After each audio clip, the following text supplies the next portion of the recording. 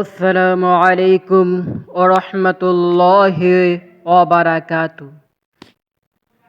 মহান 2025 সালে এই আশুরা রোজা কবে সেই সম্পর্কে বিস্তারিত আলোচনা মহান আল্লাহর তাআলার হিজরি সনে যে 4টি মাসকে সম্মানিত করিয়াছেন তার মধ্যে মুহররম হলো অন্যতম গুরুত্বপূর্ণ মাস ও জমিন সৃষ্টি করিয়াছেন সেই দিন থেকে নিশ্চয় আল্লাহ হর কাছে গণনা হিসেবের মাস হলো 12টি। এর মধ্যে 4টি মাস বিশেষ সম্মানিত। সূরা তাওবা আয়াত নম্বর 36 নম্বর আয়াতে আছে আশুরার রোজা কবে এবং কয়টি হয় সেই সম্পর্কে নিচে আলোচনা করব, তাই অবশ্যই ভিডিওটি শেষ পর্যন্ত দেখবেন বলে আশা করেছি। পবিত্র আশুরার 2টি রোজা রাখতে হবে। এই হিসেবে 9 মুহররমের শনিবার 5 জুলাই ও 10 মুহররম রবিবার 6 জুলাই অথবা 10 মুহররম রবিবার 6 জুলাই ও 11 মুহররম সোমবার 7 জুলাই 2টি রোজা রাখতে হবে ইনশাআল্লাহ। আল্লাহ তাআলা আমাদের এই নিয়ম অনুযায়ী রোজা রাখার তৌফিক দান করুন। এই ক্ষেত্রে পবিত্র আশুরার দিন একটি রোজা এবং এর আগে অথবা পরে দিন একটি সহ মোট 2টি রোজা রাখতে হবে ইনশাআল্লাহ। মুহররম মাসের রোজা রাখা অত্যন্ত জরুরি, অনেক গুরুত্বপূর্ণ। এই মাসের রোজা রাখার প্রতি বিশেষভাবে গুরুত্ব দেওয়া হয়েছে। তবে মুহররমের রোজার মধ্যে আশুরার রোজা ফজিলত আরো বেশি। আব্দুল্লাহ ইবনে আব্বাস রাদিয়াল্লাহু তাআলা আনহু থেকে বর্ণনা করেন নবী করিম সাল্লাল্লাহু আলাইহি ওয়াসাল্লাম দেখতে পেলেন ইহুদিরা আশুরার দিন রোজা পালন করেছে। নবী সাল্লাল্লাহু আলাইহি ওয়াসাল্লাম বলিলেন, এটি কি? তারা বলল, এটি একটি ভালো দিন।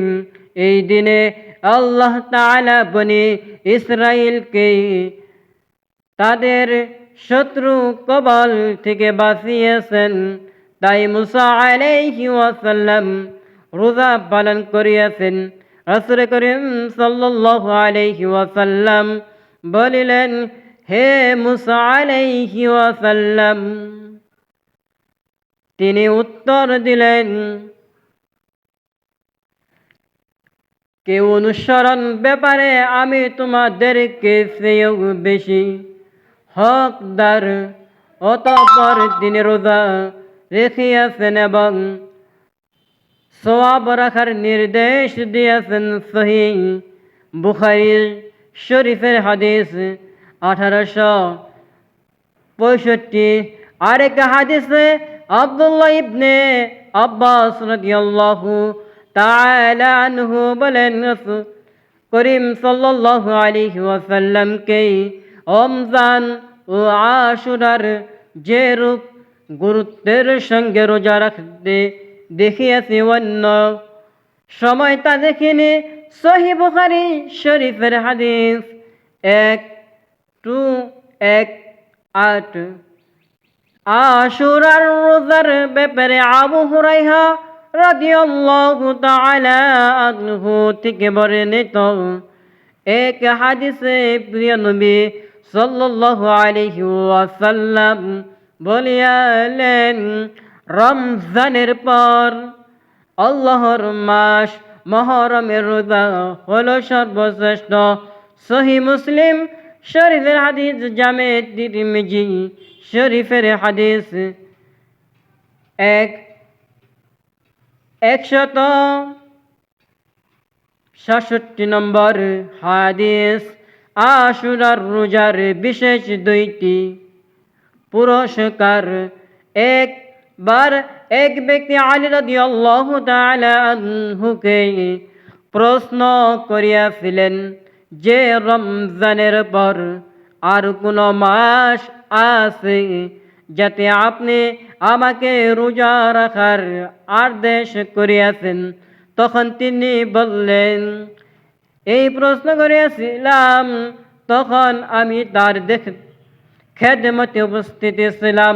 উত্তরে রাসূলুল্লাহ সাল্লাল্লাহু আলাইহি ওয়াসাল্লাম বলিয়াছেন, রমজানের পর যদি তুমি রোজা রাখতে চাও তবে মুহররম মাসে রাখো, কারণ এটি আল্লাহর মাস। এই মাসে এমন একটি দিন আছে যে দিনে আল্লাহ তাআলা একটি জাতির তওবা কবুল করিয়াছেন এবং অতি কিয়ম ভবিষ্যৎ অন্যান্য জাতির তওবা কবুল করিবেন। জামে তিরমিজি শরীফের হাদিস। অন্য হাদিসে নবী করিম সাল্লাল্লাহু আলাইহি ওয়াসাল্লাম বলিয়াছেন, আমি আশাবাদী যে কারণে আল্লাহ তাআলা অতীতের 1 বছরের সগীরা গুনাহ ক্ষমা করে দিবেন। সহিহ মুসলিম শরীফের হাদিস, জামে তিরমিজি শরীফের হাদিস। যে কারণে আশুরার 2 রোজা।